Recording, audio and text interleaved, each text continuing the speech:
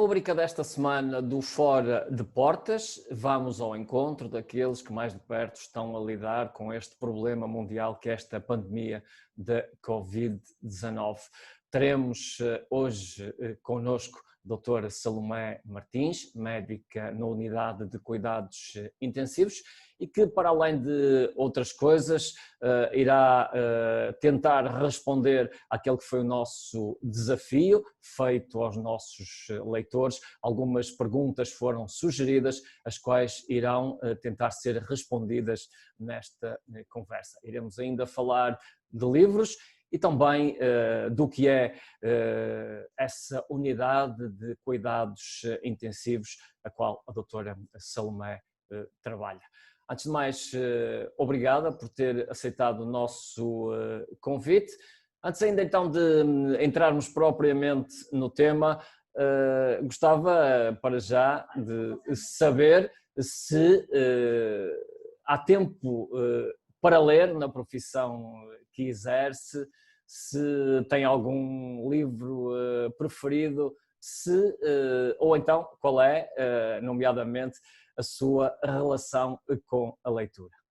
Sim, a leitura é um dos prazeres que uma pessoa vai tendo. Nesta fase da vida não, porque é complicado, porque temos realmente muitos artigos sempre a sair em termos de atualização do que se está a acontecer, do que se está a passar, e portanto o livro é aquele companheiro que nos faz viajar e sair da nossa realidade e vamos viver umas paisagens, uns cenários completamente diferentes, umas vidas e uns ritmos de vida completamente diferentes, que em vez de nos serem presenteados num filme, numa versão de uma pessoa, somos nós próprios que fazemos o nosso filme e o nosso cenário. Portanto, é sempre uma maneira de sairmos de uma realidade e abstrair-nos do dia-a-dia. É sempre um gosto e um prazer ler. Claro, e percebe-se também que pelos afazeres e a forma profissional, a profissão que exerce não lhe permite também, de certa forma, ganhar aí algum espaço para a literatura mais de distração. Deprendi isso pelas suas palavras. Nesta fase não, nesta fase é complicado, mas sim, entre acompanhar notícias gerais, não é, de âmbito geral, telejornais, e os artigos que vão saindo da experiência que se está a viver, de pessoas que já viveram isto de uma maneira muito mais intensa do que nós estamos a presenciar, portanto temos que ir acompanhando o que é que os outros tiveram e fizeram para também conseguirmos termos as nossas técnicas e estrutura mental e física para ir dando resposta ao que nos vai acontecer. Claro. Já lá vamos também falar um pouquinho mais durante a entrevista no que as bibliotecas diz respeito. O que é ser médica da Unidade de Cuidados Intensivos? É um trabalho de muito empenho, de muita absorção. Uma pessoa tem que estar muito concentrada no que está a fazer e, apesar de nos devermos abstrair e distanciar para ter a parte racional mais capaz de orientar os problemas das pessoas que lá tiveram... Porque são sempre casos graves, não é, neste caso? São sempre casos, há alguns não graves, mas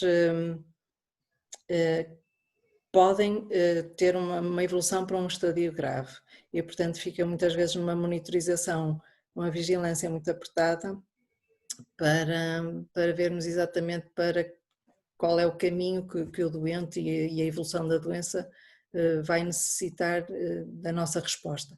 Muitas vezes são situações que precisam mesmo de uma vigilância muito apertada e que com os nossos técnicas, observações, correções a tempo e horas conseguimos evitar a evolução para casos mais graves e com mais necessidade de suportes e apoios. Portanto, esses são os casos que correm bem em pouco tempo. Depois há outros muito mais exigentes e realmente exigem muito de nós, da equipa toda, e de um pensar constante, tentar corrigir constantemente as situações. Serão muitas horas, certamente, que lhe ocupam de forma profissional. Como é que se consegue gerir isto com a nossa vida particular, neste caso, não é, da doutora? Como a gente vai explicando aos mais novos, temos que ter tempo para tudo. Tempo para trabalhar. Consegue-se abstrair na totalidade quando larga os serviços? Agora, ao fim de muitos anos, já consigo. Ao fim de muitos anos, sim. Mas houve momentos em que uma pessoa vinha preocupada para casa e ligava ao colega que ficava e estava sempre na expectativa. Lá está, são pessoas às vezes muito novas, situações catastróficas. Conseguem-se criar laços entre as pessoas que neste caso dão entrada nos cuidados intensivos?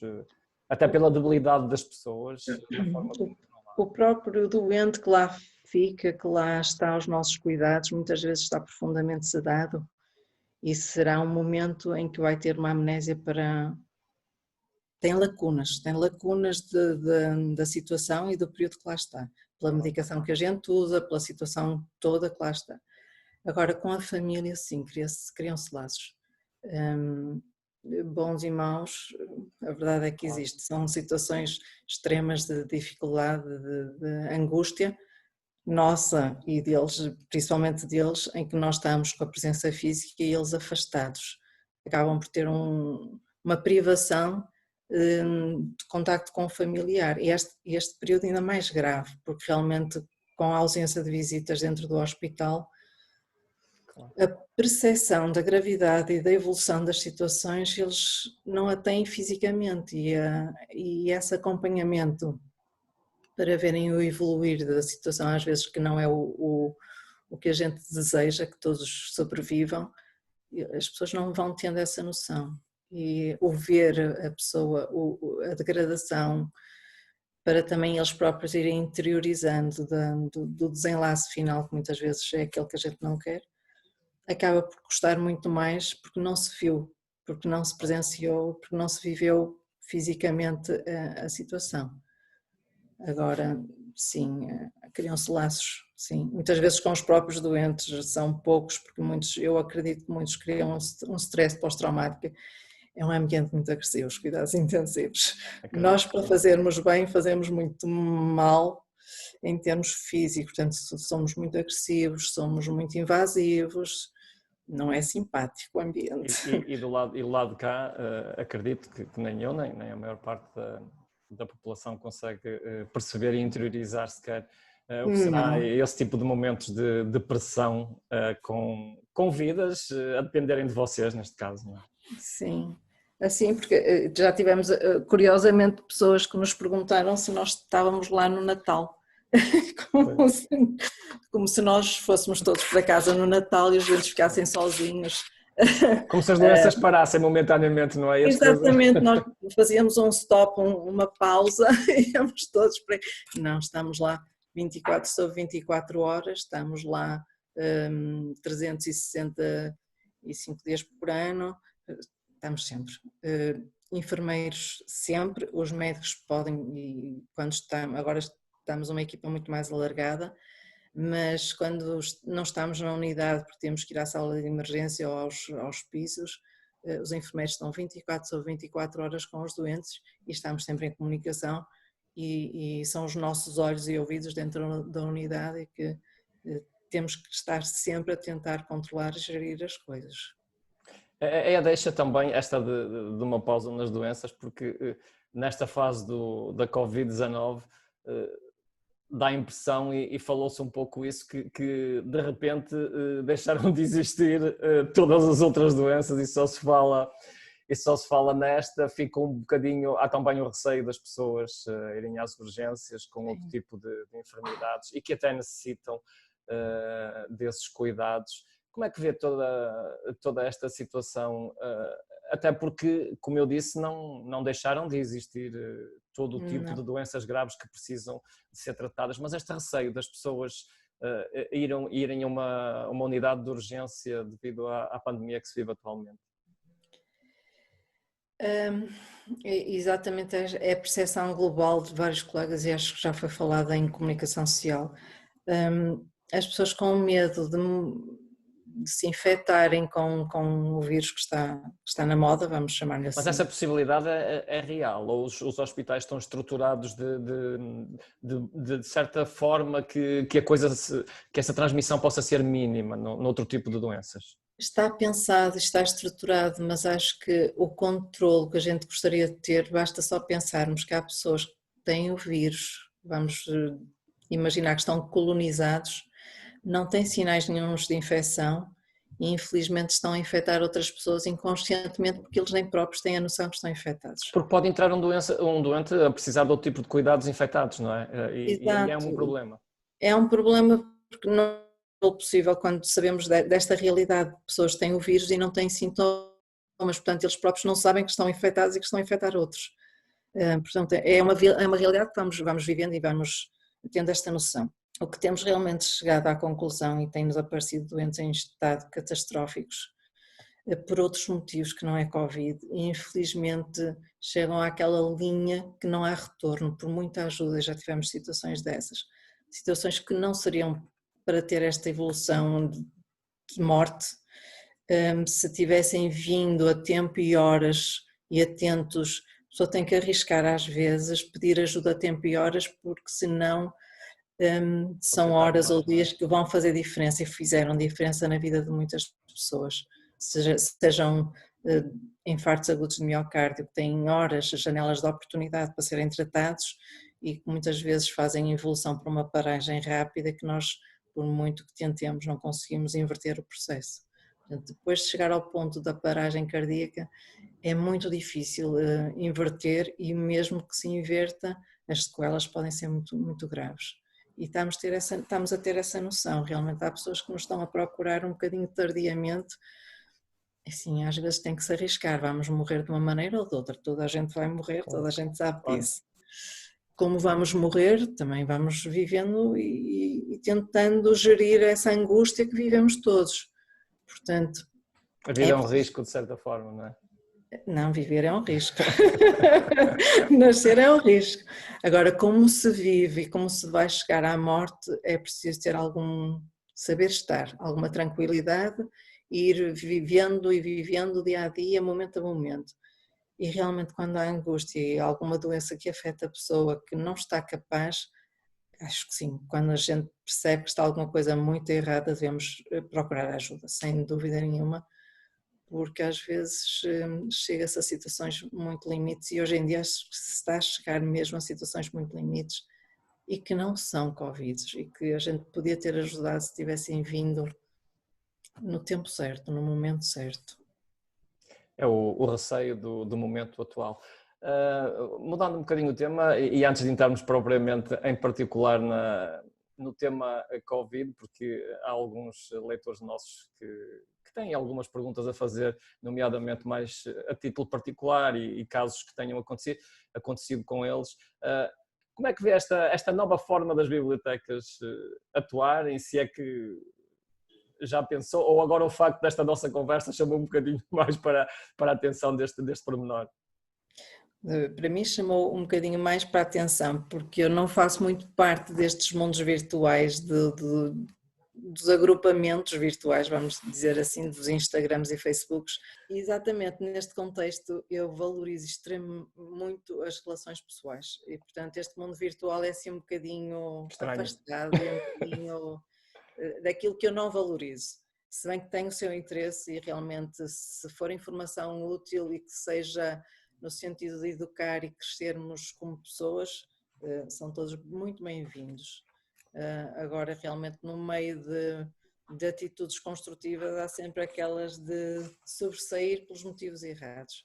Agora, esta proximidade e esta oportunidade que me estão a dar, realmente, de mostrar um mundo que, de repente, que são os cuidados intensivos, que realmente só quem vive e quem alguma vez teve um familiar lá, naquele ambiente, é que sabe o que é os cuidados intensivos, que é um ambiente muito de retaguarda e é um ambiente muito fechado.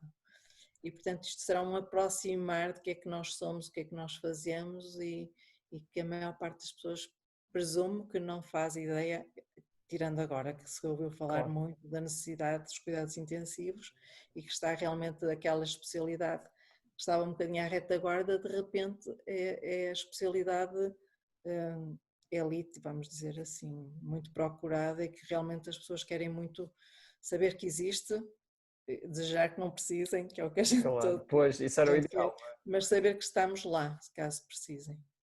Muito bem, Salomé, agora sim, acertei com o nome. Vamos então à parte que nos traz aqui, que é também um bocadinho a sua opinião sobre esta nova pandemia, não é? A Covid, e algumas perguntas dos nossos leitores. E vamos começar por uma coisa que tem sido muito falada e que há falta, que são os ventiladores. O ventilador serve exatamente para quê e em que altura é que ele tem que ser aplicado ou colocado ao doente com Covid-19? O ventilador é um suporte, é um aparelho que vai substituir a função dos pulmões. Substituir a função, vamos pôr assim, noutras palavras mais simples, vai deixar os pulmões respirarem, vai descansar. A pessoa vai ficar a dormir, ligada a uma máquina que vai fazer o trabalho respiratório do doente. Não é igual a um pulmão, mas poupa o trabalho e o esforço respiratório. Que é essencial nessa fase da doença. Nesta fase, porque é uma doença respiratória, portanto, Claro. é aquele aparelho. Mas há que dar esse descanso ao pulmão, é isso? É descansar a pessoa aos músculos respiratórios e principalmente porque nós conseguimos, através desse aparelho fantástico, conseguimos fornecer o oxigênio que habitualmente respiramos a 21%, é a percentagem do ar ambiente, de oxigênio que existe no ar ambiente, e conseguimos fazer uma total entrega de 100% de oxigênio a estes pulmões, de maneira a que é importante que chegue ao pulmão, mas principalmente que o oxigênio consiga ultrapassar as barreiras e chegar ao sangue, que é o papel principal deste esforço e deste apoio, é que passa as barreiras para chegar ao sangue e aos vários órgãos. Portanto, nós conseguimos realmente aumentar esta quantidade de oxigênio fornecido e fazer com que a pessoa descanse e consiga reparar a lesão através dos antibióticos, dos com esse aliviar do esforço do pulmão, não é? Exatamente. E trabalhando a máquina. Exatamente, consigamos descansar e consigamos, através de vários parâmetros, fazer chegar a tal oxigênio a 100% e conseguir fazer a transferência para o sangue, que é isso o nosso principal objetivo. O ventilador é esse nosso e que existe realmente mais divulgado em todas as unidades de cuidados intensivos, é um dos suportes-chaves. Depois há outra técnica que só existe nos hospitais centrais, em que realmente eles têm uma técnica que conseguem pôr o oxigênio diretamente no sangue, que exige uma técnica específica, exige aparelhos ainda mais específicos e como são realmente técnicas muito mais limitadas em termos de uso e pessoas muito mais, é um grupo ainda mais limitado que os médicos dos cuidados intensivos, portanto, que é uma técnica que já se usa quando é cirurgias de coração aberto, em que o coração para a bomba e é substituída por esse aparelho. Portanto, a medicina evoluiu imenso e há várias maneiras de fazer. Realmente essa técnica temos que selecionar muito bem os doentes. Geralmente são doentes jovens, com patologias graves, com doença pulmonar grave, mas sem grandes antecedentes. E aqueles que a gente acredita que vai precisar desta máquina e em 2, 3 semanas consiga sair dessa situação. Portanto... Muito bem, passamos agora para outra pergunta que temos aqui.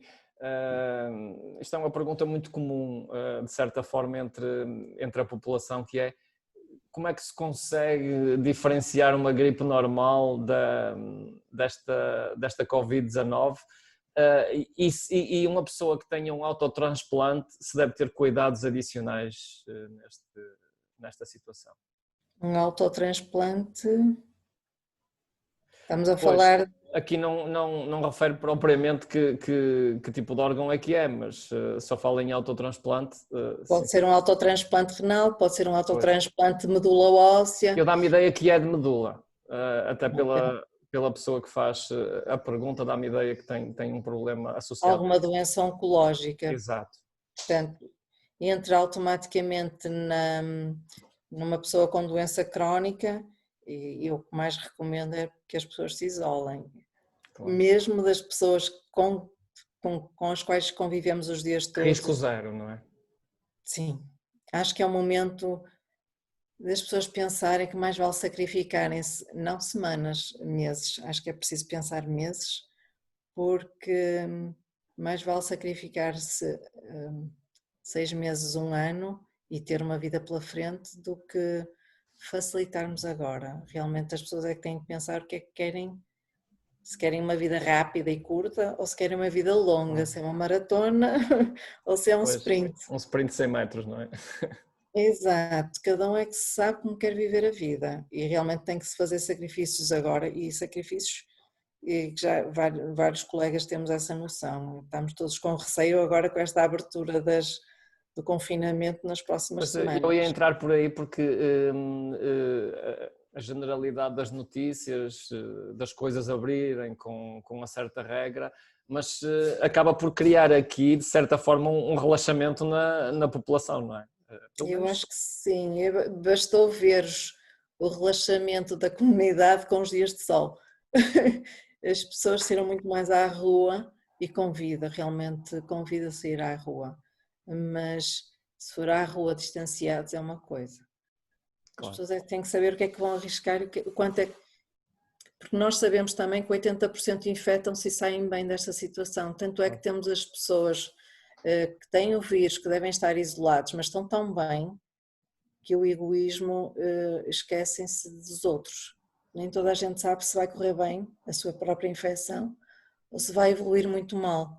E, portanto, as pessoas que estão bem infectadas e a passear é irresponsabilidade, porque no vizinho ou no outro familiar pode as coisas correrem muito mal.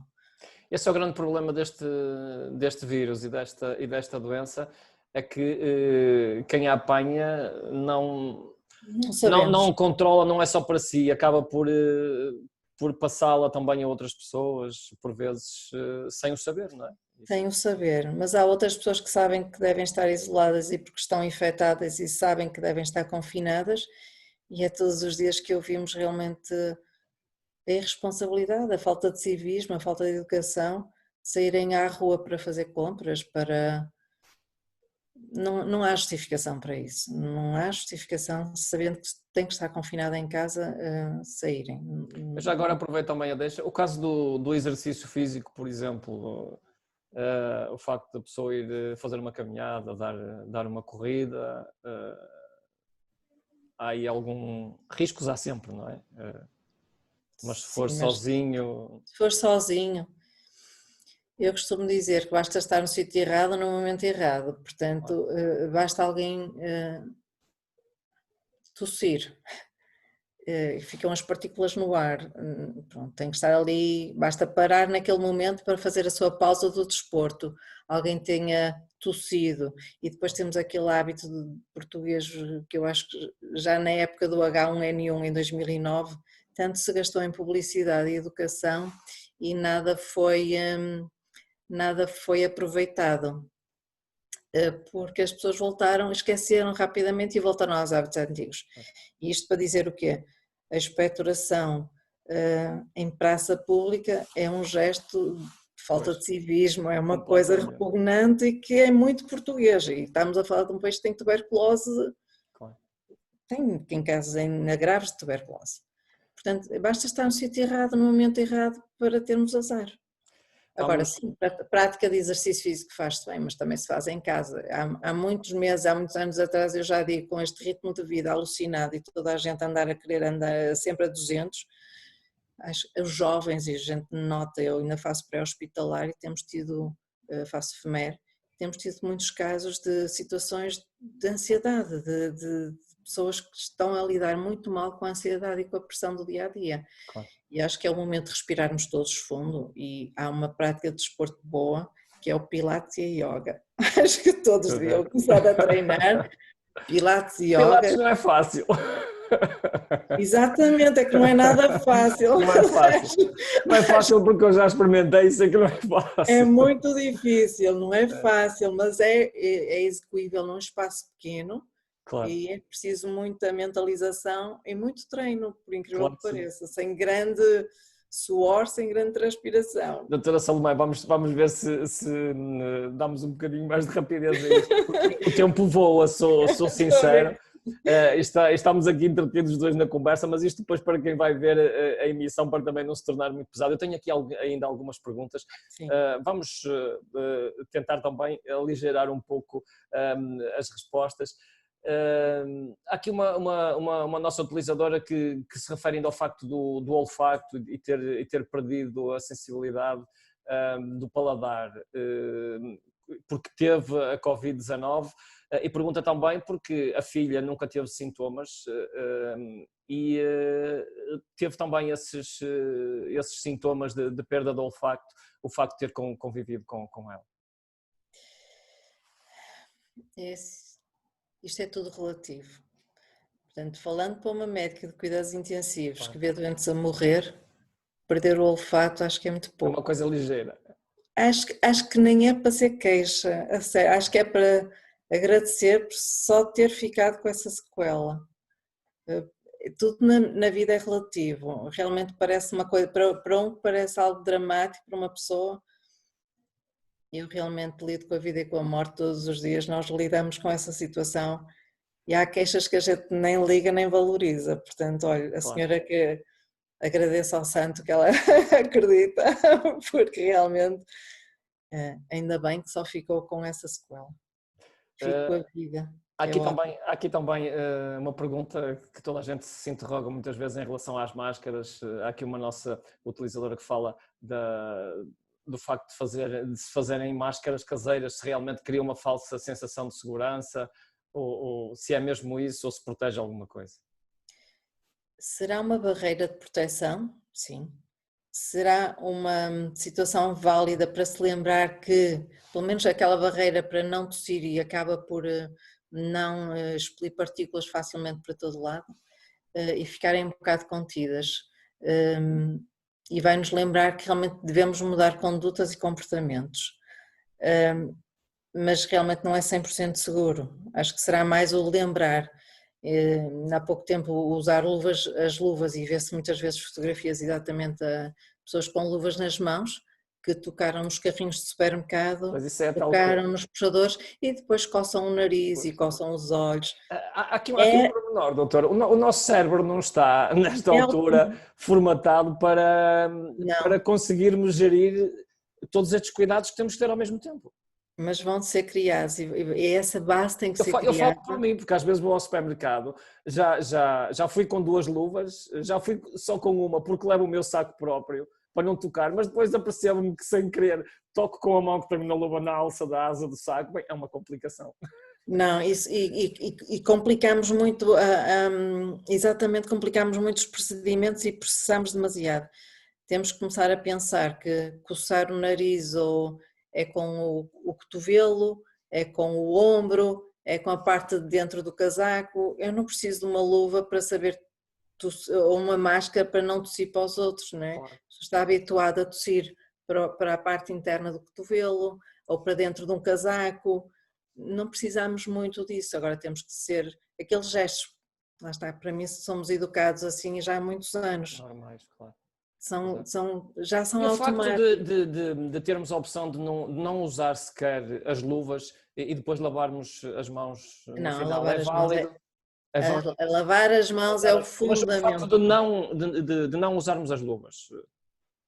E as luvas, lá está, são a tal sensação falsa de segurança, porque depois tocamos em vários Em sítios. várias coisas, não é? E as luvas podem estar infectadas. Sim, agora, se chegarmos a casa, lavarmos as mãos, depois, se nós começarmos a pensar que aqueles objetos que fomos comprar foram tocados não sei por quantas mãos e Claro. o cérebro vai dar um nó. E a gente Exatamente. tem que descomplicar e tem que respirar, senão vamos começar a ficar tão Traumatizados com todos com os medo, procedimentos. esquecemos de respirar. Não, acho Claro. que devemos ter um mínimo de bom senso, sim, ter cuidado sim, mas sem Com calma, vamos Claro. pensar com calma, vamos, assim, antes de meter qualquer coisa à boca, lavá-la, assim, se ela não foi entretanto esterilizada com a cozedura e com Se o alimento desinfecção. for cru, não é? Exatamente. Há aqui Agora, algum número médio de internamento que se saiba de doentes com Covid ou é muito variável este? é variável de unidades.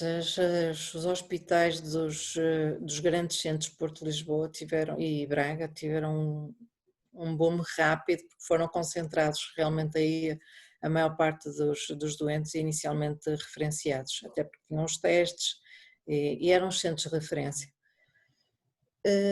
Em termos de Hospital de Guimarães, para já, o hospital sim tem doentes Covid, mas em termos de serem internados em cuidados intensivos não foi aquela confusão que se Não há viu, aquela azáfama ainda não foi o que de que se aconteceu em poderia Itália, prever da epidemia, não é? não, não, alguma coisa correu bem, apesar de tudo assim um bocadinho, pensámos rápido, mas assim um bocadinho improvisado no início, mas para já tem corrido bem, pelo menos Isso em faz parte termos. também do português, não é? Acho A que improvisação.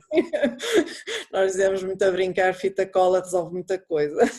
Pois, Tem exatamente. sido um bocado essa noção, mas para já têm sido propostos doentes para os cuidados intensivos, têm vindo às vezes 2, 3 no mesmo dia, mas temos dado resposta ao que nos é pedido.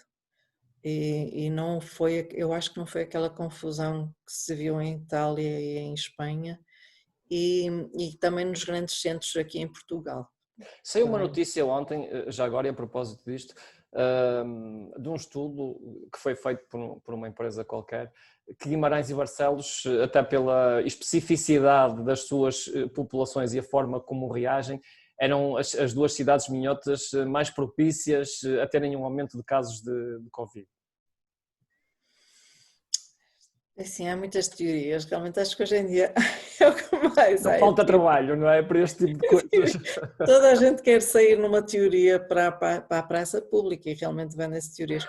Mas estas coisas lançadas assim a público acabam também por causar um bocado de constrangimento nas populações, principalmente, neste caso, dos concelhos visados, não é? Sim, há pessoas muito próximas e realmente muito. A parte social é importante, a parte dos afetos é importante, a parte dos contactos físicos, que agora estamos todos isolados e afastados e temos que nos conviver à distância. Não sei se os nortenhos são muito mais próximos do que os lisboetas, não faço ideia, A mas justificação do maior número de casos, pelo menos pelo que tenho lido, é devido ao facto de ser uma zona mais industrial e a parte sul do país ser mais de serviços, que podem ser, neste caso, até tratados em casa, feitos por teletrabalho, e aqui teletrabalho. não ser tanto assim a presença física dos funcionários, por exemplo, nas diversas fábricas que existem aqui no norte do país. É uma explicação, sim, que realmente houve até deixar de haver matérias-primas para haver trabalho laboral nas próprias Mas as fábricas. fábricas estão a reinventar-se agora a produzir Estão, coisas de necessidade, não é?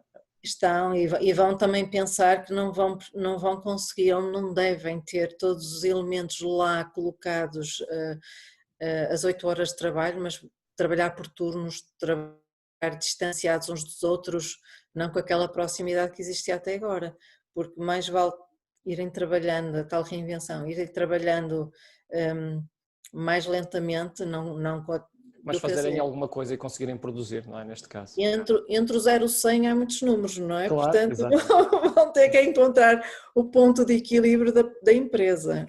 Uma Agora última pergunta, doutora Salomé. Há aqui um utilizador nosso que pergunta se há algum risco, é dadora de sangue, se há algum risco em doar sangue nesta altura eu, da pandemia.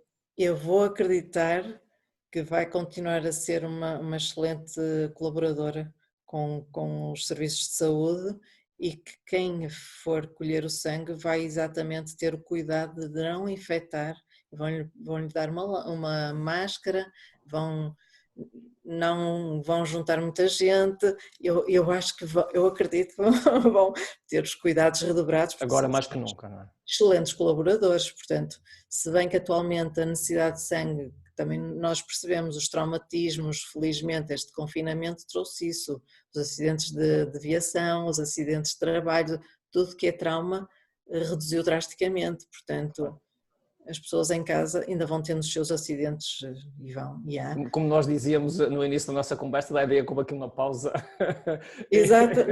em determinadas situações médicas. Sim, mas os acidentes muitas vezes não são acidentes, são faltas de cuidado. Haverá mais cuidado nesta altura, pegando também aí nessa sua palavra, por parte das pessoas, por não quererem dar entrada no hospital? E há que ter muito bom senso, realmente as pessoas não irem parar a um hospital é bom senso, acho que sim, por motivos que está na sua mão evitar, não é? Há outros que não é possível evitar, mas se puderem evitar o acidente, maravilha, para eles e para todos. O tempo voa, já estamos aqui há quase 1 hora na conversa. Passou rápido. Passou muito rápido. Quero deixar uma última mensagem, doutora Salomé, não sei se... Olha, se eu puder ter alguma influência nas mentes positiva, eu acho que as pessoas, apesar do governo aligeirar as medidas de contenção, acho que as pessoas devem pensar primeiro.